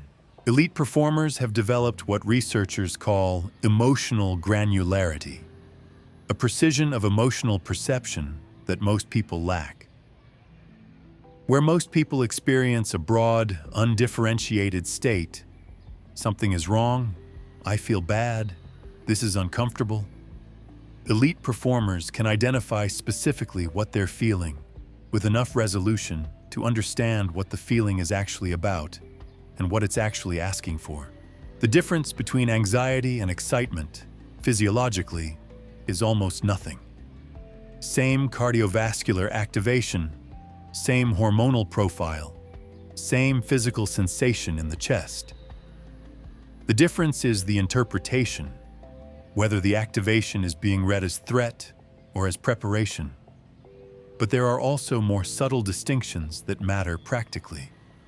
The difference between frustration and disappointment, between anger at the situation and anger at a person, between anxiety about outcome and anxiety about preparation, between sadness that needs expression and sadness that needs action. Each of those distinctions points toward a different appropriate response. Frustration wants a problem to engage. Disappointment needs acknowledgement before it can move. Anger at a person needs a conversation. Anger at a situation needs either action or acceptance. Anxiety about preparation is actionable. Prepare more. Anxiety about outcome is not. The outcome isn't available to act on. Treating all of these as a single undifferentiated category called bad feelings and applying a generic coping response produces the same quality of outcome you'd expect from a doctor who diagnosed everything as illness and prescribed the same treatment regardless. Elite performers treat emotions as information with specific content. The feeling is a signal from the nervous system about something it has registered as relevant. A threat, an opportunity, a violation of values, a gap between current reality and desired reality. The signal has a meaning. Reading the meaning accurately, rather than just reacting to the intensity of the signal, is the skill. This requires a prior step that most people skip: actually noticing what you're feeling in real time before it's already influenced the behavior. The default mode for most people is retrospective. They notice the emotional state after the decision is made, after the words are said, after the action is taken, and they experience it as having emerged from the situation rather than having driven the response to it. Elite performers have developed the capacity for real-time emotional awareness, catching the state as it arrives, before it runs downstream into behavior, creating a moment of choice that most people never get. That moment, between the emotional signal and the behavioral response, is where emotional sovereignty lives. Not the suppression of the feeling, not the performance of not having it. The gap, the brief window where the feeling is acknowledged, its content is read, and the response is chosen rather than automatic. Viktor Frankl described this as the space between stimulus and response where freedom lives. Elite performers have learned to inhabit that space deliberately. I made a significant decision once that I was certain was strategic. I'd analyzed it carefully. The reasoning was sound. 3 months later, reviewing the sequence with some distance, I could see clearly that the decision had been made from a state of wounded pride that I hadn't acknowledged at the time. The analysis was real. The reasoning was valid as far as it went. But the options I'd considered, the outcomes I'd weighted, the conclusion I'd reached, all of it had been shaped by an emotional state I'd been too busy being rational to notice. Emotional contagion is a phenomenon worth understanding practically. Emotions are biologically contagious. The human nervous system is wired to attune to the emotional states of people nearby, through micro-expressions, vocal tone, postural signals, and other channels that operate below conscious awareness. This attunement is rapid and largely automatic. You absorb the emotional state of the people around you before you've had time to decide whether you want to. Elite performers in leadership roles understand this in both directions. Their emotional state radiates outward and shapes the collective state of the people they're working with. A fact that creates genuine responsibility for the quality of the emotional environment they bring into rooms. And they're absorbing the emotional states of others, which creates the need for deliberate management of what they allow to influence their own baseline. This isn't about being emotionally closed or protected in the cold, defended sense. It's about the difference between attunement, the genuine receptivity to others' emotional states that enables empathy and connection, and absorption. The unconscious taking on of others' states as your own, without processing, without choice. Elite performers can attune without absorbing. They can feel what's in the room without being run by what's in the room. The channeling of emotion toward performance is perhaps the most sophisticated emotional skill elite performers develop. Strong emotions carry energy. That energy can be consumed by the emotion itself, experienced, expressed, and dissipated without producing anything. Or it can be deliberately directed. Anger is fuel if you know how to route it. Fear is fuel. Grief generates a particular quality of clarity. Even emotions that feel entirely negative contain energy that can be redirected towards something useful if the routing is conscious rather than automatic. This is not toxic positivity. It's not the instruction to feel good about things that aren't good. It's the recognition that the emotional energy is real and present regardless of whether you choose to use it, and that choosing to use it is better than the alternative. Emotional sovereignty isn't the absence of emotion. It isn't control in the sense of suppression or management or performance. It's something quieter and more fundamental. The capacity to have the full human experience of feeling things intensely, while remaining the one who decides what happens next. Most people have the feelings. The feelings have most people. The gap between those two states is not personality, it's practice. And the practice is available to anyone willing to sit with their own emotional experience long enough to start reading it accurately instead of just reacting to it. That part is uncomfortable naturally, which means if the earlier chapters were right about anything, it's probably worth doing. Chapter 11. The vision that actually pulls. Most goal setting produces the same result as making a wish. A momentary feeling of progress followed by nothing. Not because the goals are wrong, because the brain doesn't respond to goals the way people assume it does. The popular model of goal setting treats the brain like a GPS, input destination, generate route, execute.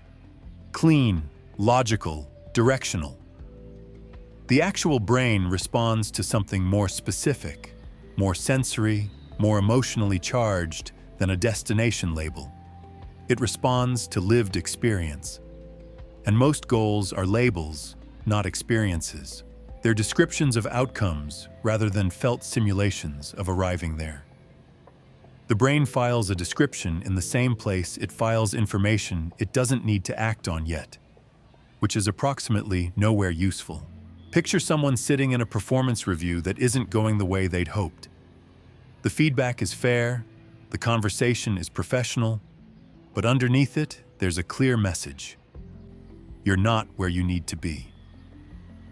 Watch what happens to that person in the months after.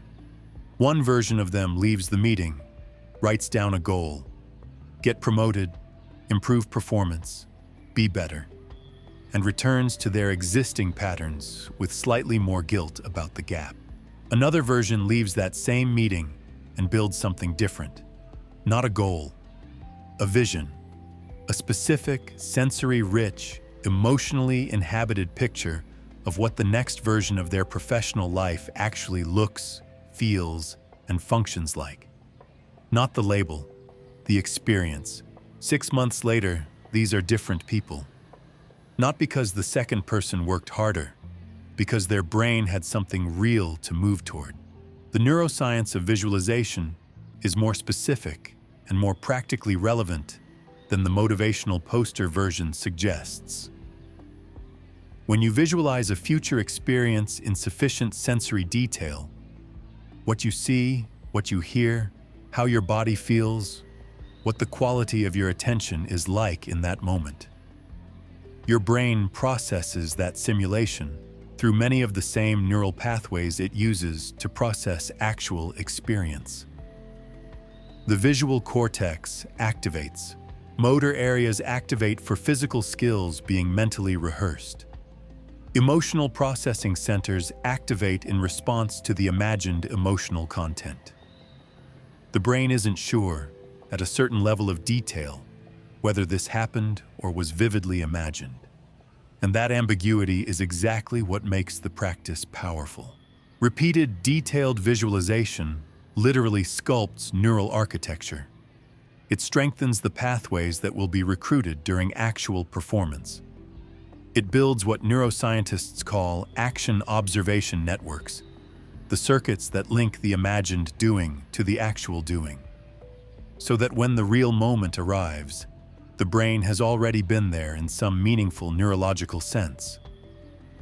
This is why mental rehearsal supplements physical practice in elite athletic training, not as inspiration, as actual skill development through a different medium. Most people visualize incorrectly. They imagine the outcome, standing on the stage, receiving the award, seeing the number in the account, but not the process. And the process is where the neural programming actually needs to happen. Visualizing the finish line doesn't build the pathways for running the race. Visualizing the race, the difficulty, the adjustments, the specific moments of choice and effort, builds something the brain can actually use. Elite performers visualize with 4 specific qualities that most casual visualization lacks. Sensory specificity, not just a general image, but a detailed perceptual experience, engaging multiple senses, grounding the imagination in the particular rather than the general. Emotional authenticity, not performed enthusiasm, but the actual feeling of what that achievement means, connected to genuine values and genuine desire, rather than socially acceptable aspiration. Process inclusion, the path, not just the destination, including the realistic obstacles and how they get navigated.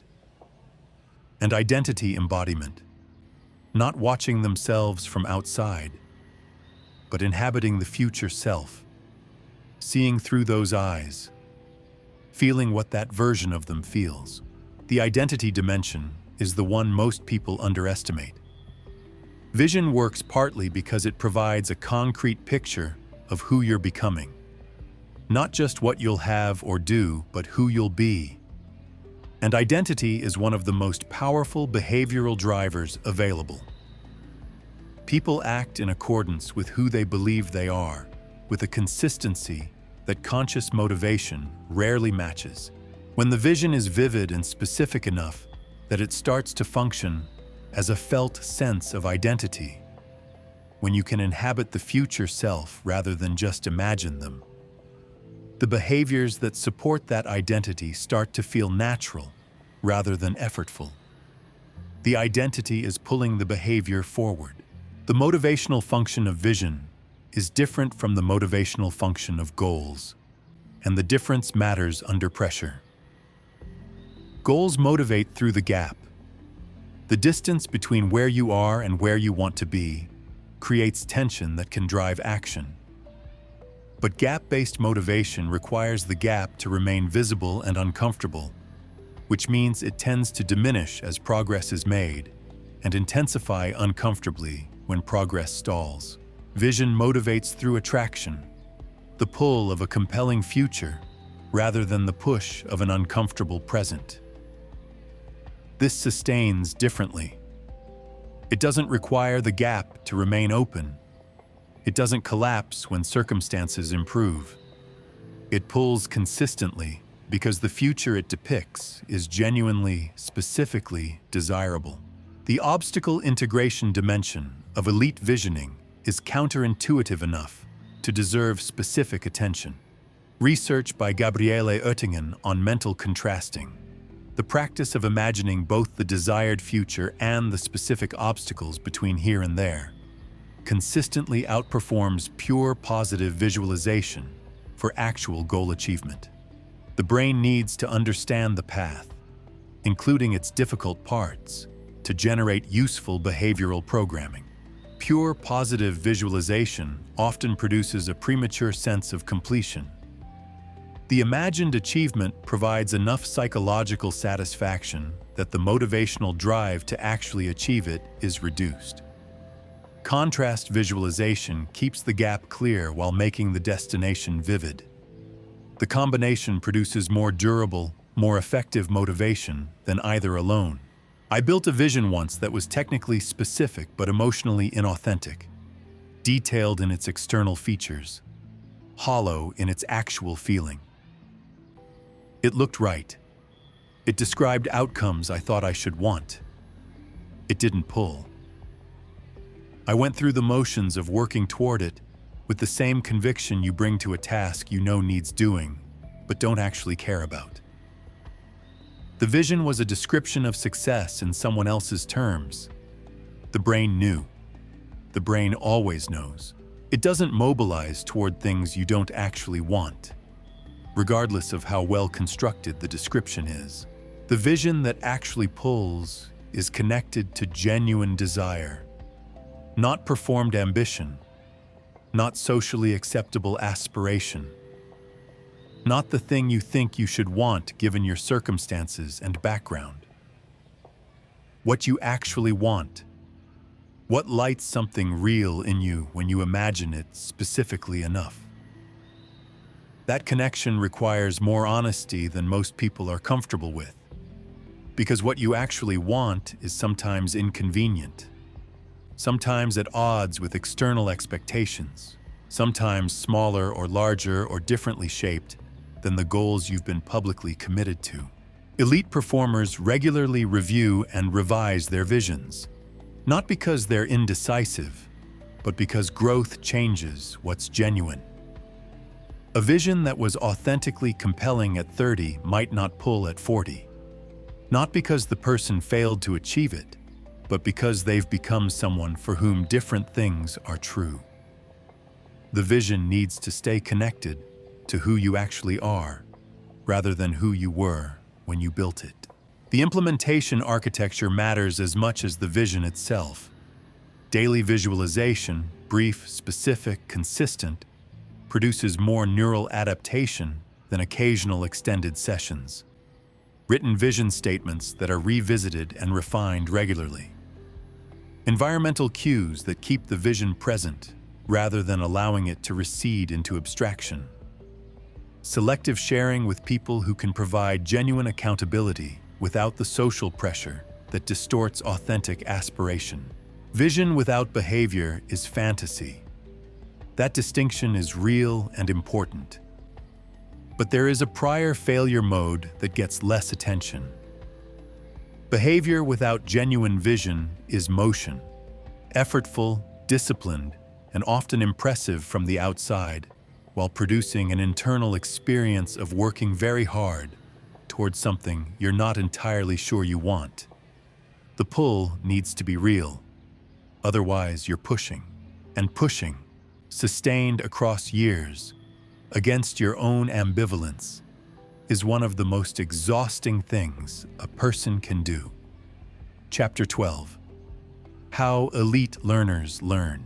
Practicing more of something you're already good at is one of the most effective ways to stay exactly where you are. It doesn't feel that way. It feels like work.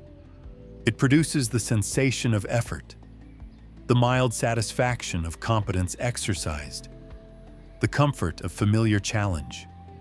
It also produces almost no improvement, because improvement requires operating at the edge of current capability, where mistakes happen, where the skill breaks down, where the feedback is uncomfortable and specific. And comfortable practice is specifically designed to avoid that edge. You're rehearsing competence. You're not developing it. This distinction between practice that feels productive and practice that is productive is one of the most important and least understood separators between people who plateau and people who don't. The person who has been doing something for 20 years isn't necessarily better than the person who has been doing it for 5. They might be.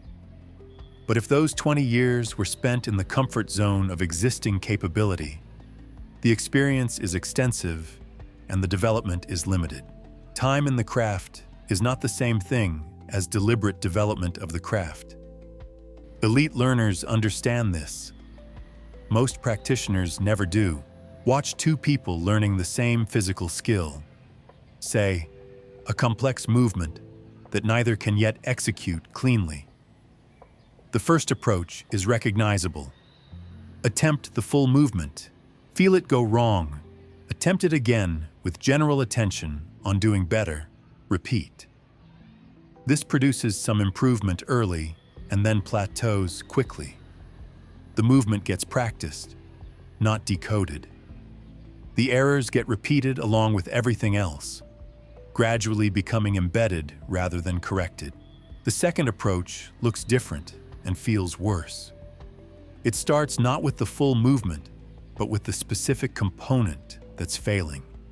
Isolated, slowed down, stripped of everything else, until the single point of breakdown is visible and addressable. It spends most of its time in the uncomfortable territory where things aren't working, because that's where the information is. It looks from the outside like someone who's worse at the skill than the first person. From the inside, it's a completely different cognitive operation. The first person is exercising a skill. The second person is building one. The edge of competence, the precise boundary where your current ability breaks down, is where deliberate practice lives. Elite learners locate that edge with precision and then work at it systematically, not past it into overwhelm and not below it in comfortable repetition. At the edge, mistakes are frequent and specific. Frequent because you're genuinely at the limit of what you can currently do.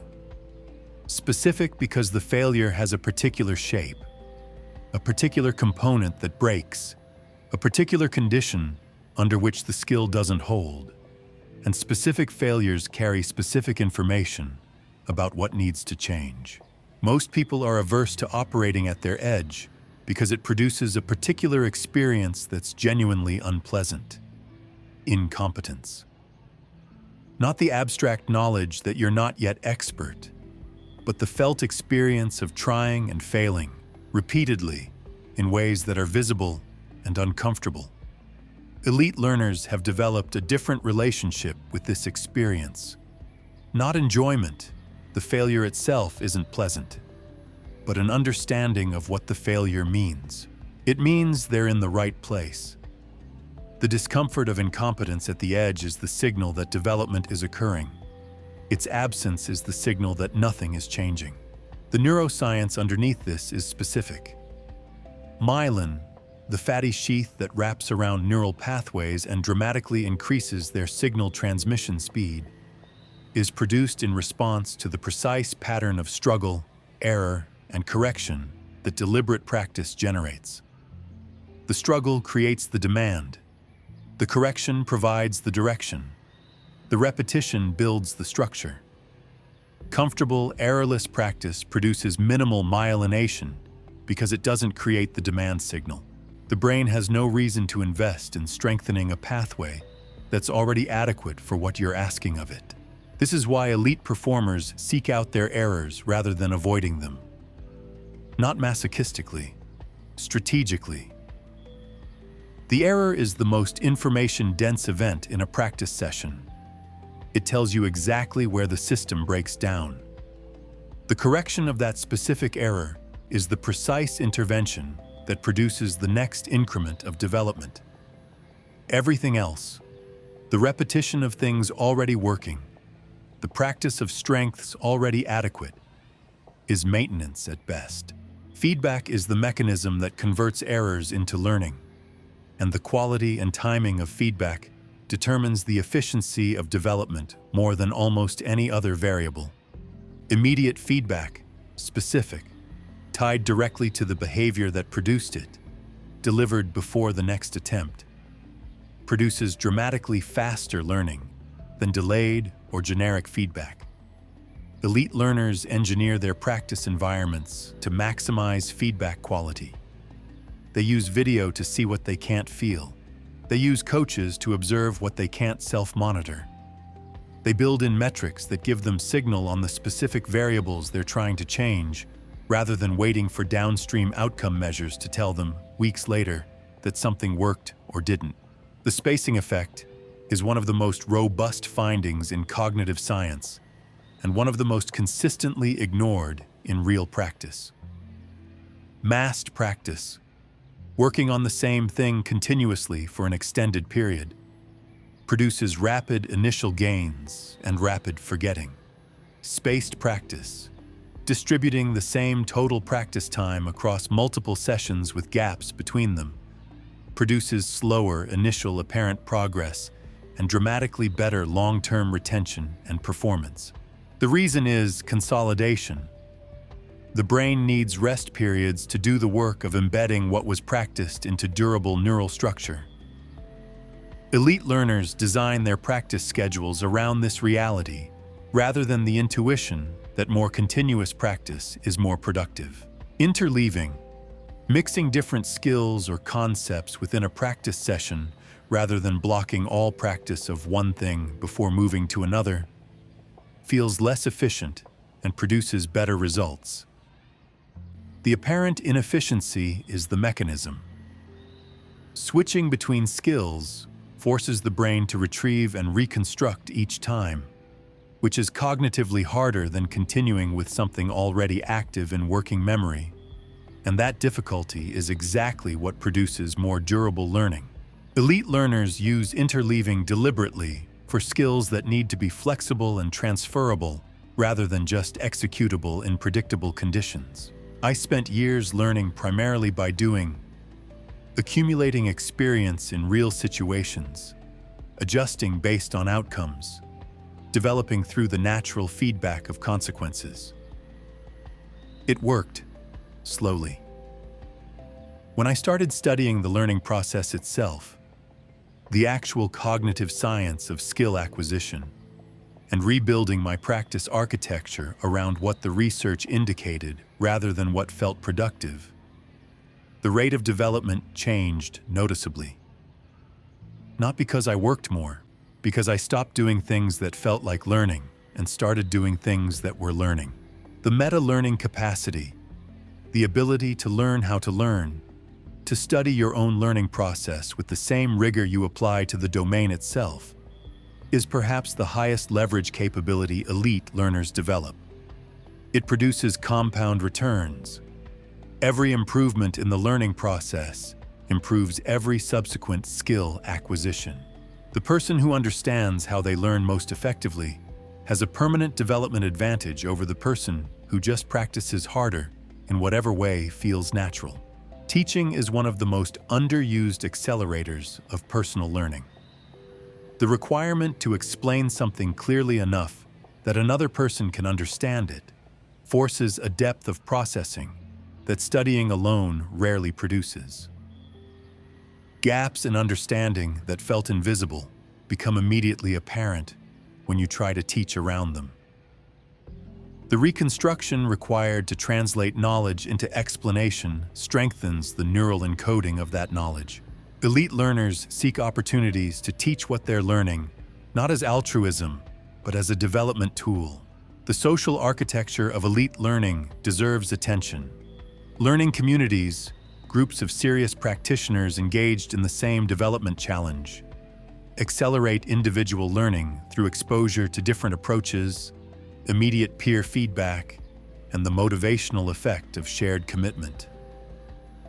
Coaches and mentors provide the external perspective that self-monitoring can't access.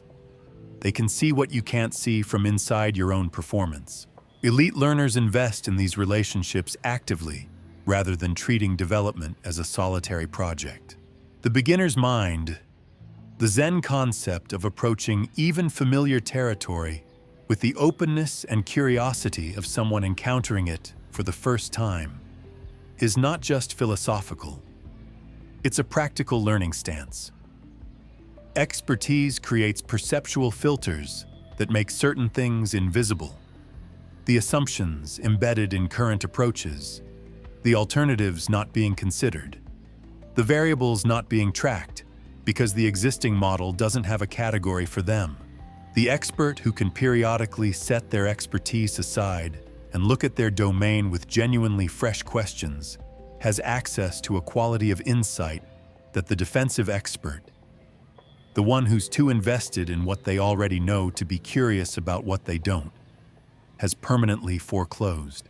The difference between practitioners who keep developing and practitioners who plateau isn't usually talent. It isn't usually effort.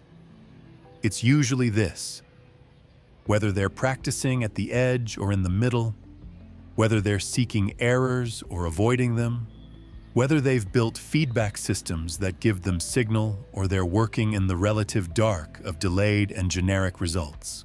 Mastery isn't a destination. That's the part that sounds like a motivational poster and is actually just accurate. There is no point at which elite learners arrive and stop. The edge moves as capability develops.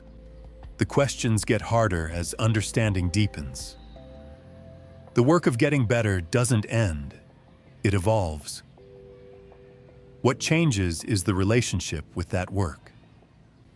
What starts as effortful pursuit of competence gradually becomes something closer to genuine curiosity about what's next. The learning never stops being hard. It just stops feeling like something being done to you. Eventually, it starts feeling like something you chose. Chapter 13: The Legacy Frame. People who think in decades make different daily decisions than people who think in quarters. Not better decisions, necessarily, in the narrow sense of optimizing for immediate outcomes. Different decisions. Decisions that look suboptimal in the short term and reveal their logic only later. Decisions that sacrifice visible short-term gain for structural long-term advantage. Decisions that don't make sense if your unit of measurement is this month, but make complete sense if your unit of measurement is the next 20 years. The time horizon isn't just a planning preference. It's a cognitive filter that determines which variables are visible and which are ignored entirely. Most high performers think in quarters. Some think in years. Very few think in decades. The ones who do are almost always playing a different game than everyone else in the room. Not a harder version of the same game, a categorically different one. And the difference often isn't visible until the gap has been compounding for long enough to become undeniable. Picture two people at the same professional level, same capability, same opportunities available. The first optimizes each decision for its immediate payoff, the choice that produces the most visible return in the shortest time, the move that looks best on this quarter's scorecard. The relationship cultivated primarily for what it yields now. The second asks a different question for every significant decision. What does this build? Not what does this produce? What does this build? What capability? What relationship? What reputation? What structural advantage exists 5 years from now that wouldn't exist if I made the other choice? 10 years later, these are not comparable people. Not because the second person was more talented or worked harder, because they were building while the first person was harvesting. And building compounds in ways that harvesting doesn't. Legacy thinking is not altruism. That framing makes it sound like selflessness. like the noble choice to sacrifice personal success for something larger.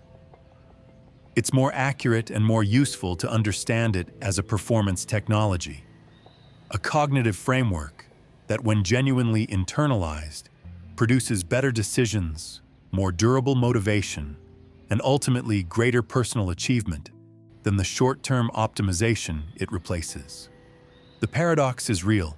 Focusing less on immediate personal wins tends to produce more of them across a longer timeline, with considerably more meaning attached. The mechanism is specific. When the unit of measurement shifts from what did I accomplish today to what am I building that outlasts me, the decision calculus changes in ways that consistently favor higher quality outcomes. Relationships get invested in more deeply because their long-term value is visible. Skills get developed more thoroughly because the compound return on genuine mastery is legible. Quality standards rise because the work is understood to be establishing something: a reputation, a body of work, a set of systems that will persist and continue generating return long after the immediate project is complete.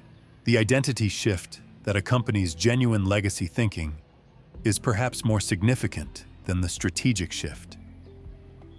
When you begin to understand yourself as someone building something that outlasts your direct involvement, the relationship with your own development changes. Learning becomes less about acquiring capabilities for immediate deployment and more about becoming a person whose knowledge and judgment and character can be transmitted. Through teaching, through systems, through the culture you create in the environments you inhabit. That's a different developmental project than personal optimization for individual performance. It's larger, it's more demanding, and it's more sustaining across long timelines. Knowledge transmission is where legacy thinking becomes practically concrete for most elite performers. The instinct of people operating at high levels is often to hold their best understanding close, their frameworks, their approaches, their hard-won insights. Partly competitive instinct, partly the sense that sharing diminishes the advantage. Elite performers with genuine legacy orientation do the opposite. They systematically externalize their understanding through writing, through teaching, through developing the people around them, not just because it serves others, but because the act of externalization forces a deeper and more precise understanding than keeping it internal ever produces. You don't really know what you know until you've tried to make it legible to someone else. Succession thinking, the deliberate preparation of people who can carry forward the work you've been doing at the standard you've established or above it, is one of the clearest behavioral markers of legacy orientation. Most people, when they imagine their legacy, imagine the work they've produced.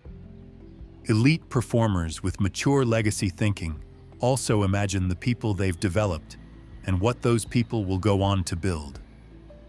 The leverage of that second category is dramatically higher. A body of work reaches as far as it reaches. People you've genuinely developed can go places and build things you couldn't have anticipated and couldn't have reached alone. Systems building is the structural form of legacy thinking.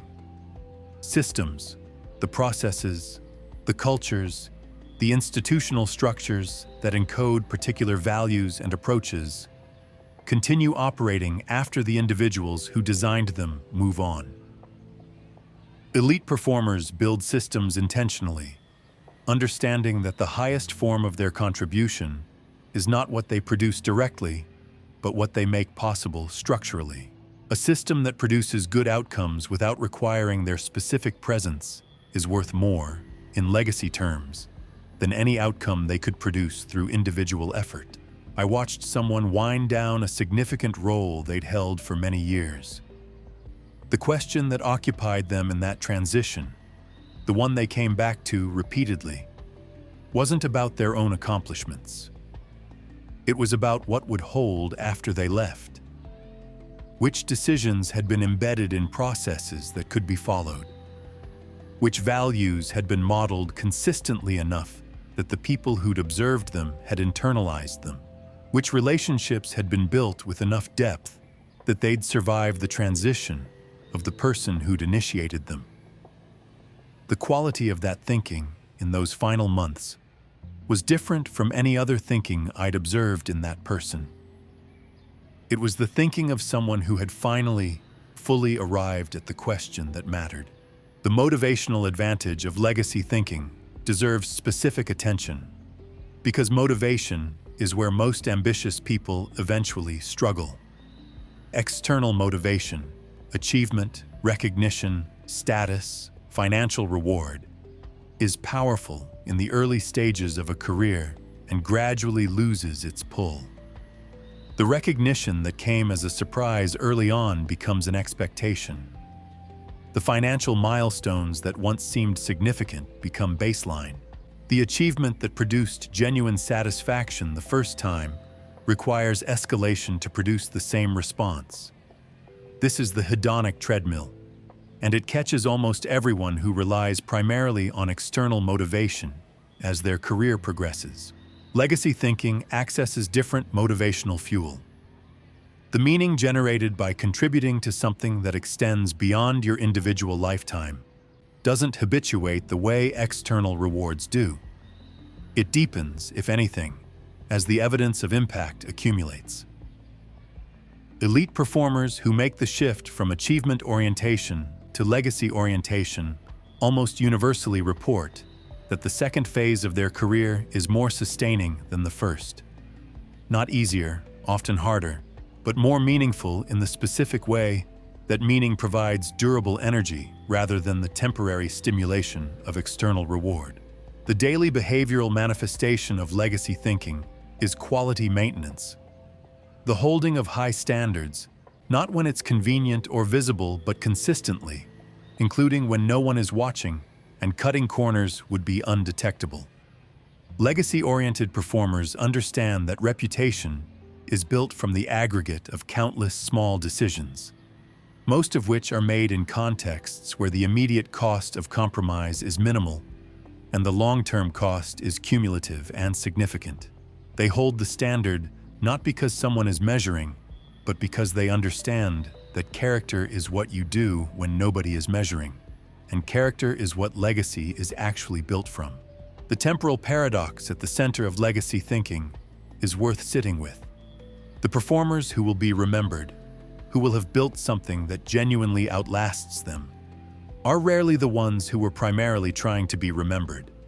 They were primarily trying to do something well, to build something real, to develop genuine capability, to contribute something that actually worked. The legacy was the byproduct of caring about the right things, consistently enough and long enough that the caring accumulated into something larger than any individual intention. Trying to build a legacy directly, optimizing for how you'll be remembered, constructing the narrative, managing the perception, produces something that usually looks like legacy from a distance and dissolves under closer examination. The real thing is built from the inside out, from what you actually cared about, what you genuinely built, who you truly developed, what you honestly contributed. That's a less controllable project than managing reputation. It's also the only one that produces the actual thing rather than its appearance. Most high performers discover this distinction eventually. The ones who discover it early enough to do something about it are the ones you remember. You've just spent time inside the architecture of exceptional performance. Not the surface of it, the habits, the morning routines, the productivity systems that fill most books on this subject, the actual structure underneath, the cognitive frameworks, the emotional machinery, the neurological patterns that determine what's possible before any tactic gets applied. Here's what that means practically. The gap between where you are and where the performers you admire operate is not a talent gap. It's not a luck gap. It's not a work ethic gap because you're already working. It's an architecture gap. The underlying structure of how you process information, interpret adversity, allocate attention, and relate to your own development. That structure, built largely by accident in the first 2 decades of your life, is still running. Mostly unchanged, determining ceilings you didn't choose and may not even be aware of. That structure is not fixed. Every chapter of this book described something trainable, not as motivation, but as fact. The discomfort response is trainable. The failure processing system is trainable. The attentional capacity is trainable. The stress interpretation is trainable. The emotional granularity, the learning methodology, the time horizon of your thinking, all of it is trainable with the right understanding of what you're actually trying to change and why. The understanding is now yours. What happens next is the only question that matters. Elite performers share one characteristic above everything else examined in this book. They close the gap between knowing and doing. Not perfectly, not immediately, but consistently, with the same systematic intentionality they bring to everything else, treating implementation as a skill to be developed rather than a willpower problem to be solved. You don't need to implement all of this at once. That's not how architecture changes. It changes one structural element at a time, each change creating the conditions for the next. The whole thing shifting gradually from the inside out until one day the building looks different and you realize the renovation has been ongoing for years. Pick the one thing from these chapters that landed hardest. The idea that created the most resistance, or the most recognition, or that uncomfortable feeling of something being accurate that you'd prefer wasn't. Start there. That specific discomfort is information. It's pointing at exactly the place where your current architecture and your actual potential are most in conflict. The operating system is available. It has always been available. The question was never whether you had the hardware for it. You do. Every human being does. The question is whether you'll install it, or close the file and keep running on default. Default is comfortable. Default is familiar. Default is also, if the research reviewed in these pages means anything, the single most expensive choice available to someone with genuine potential and the capacity to do something about it. You've read this far. That's not nothing. Now do something with it.